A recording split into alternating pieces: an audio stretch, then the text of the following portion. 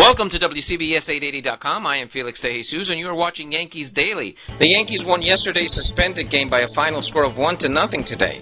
The captain, Derek Jeter, hit a home run when the game restarted in the 6th inning. It was the only run the Yankees needed. Jabba Chamberlain pitched well in relief. He pitched 1 1/3. Mariano picked up his 9th save of the season, working the 9th. In the second game will be Andy Pettit against Francisco Liriano. Today we have an interview with legendary boxing trainer Emanuel Steward. Emanuel, you're here today at Yankee Stadium with Miguel Cotto. If you can tell us a little bit of the experience. Well, I've been training Miguel Cotto for about 7 weeks now. And the reason that I wanted to work with him was to try to improve his balance. He's had so many brutal fights, more than any fighter that I've known in history, probably next to Arturo Gatti. And in the fights that he's had with Manny Pacquiao, Margarita, even winning the fight with Claude, Shane Moses, some very tough fights.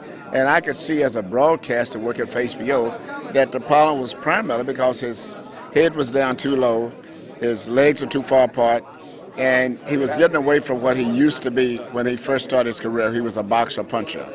And so I spent time trying to get him back to his balance, keeping his weight evenly distributed, and putting combinations together.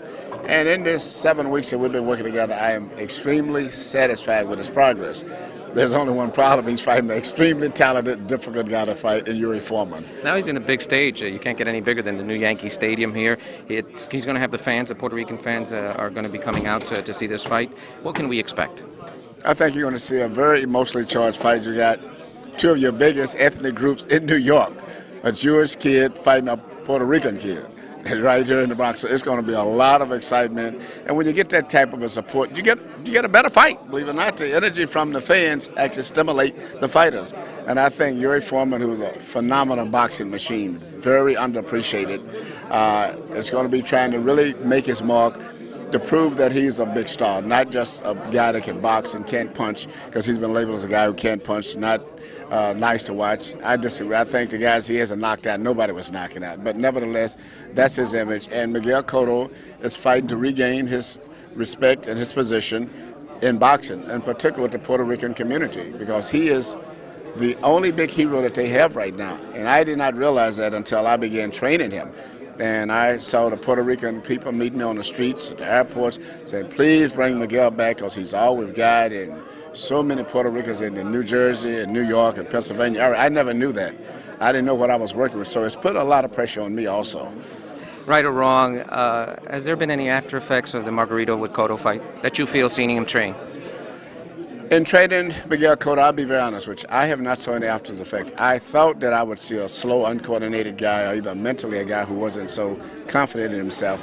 But I have not saw that. His confidence level is there, and I think a lot that he's learning things that he's never worked on or learned before. It gives him so much more energy.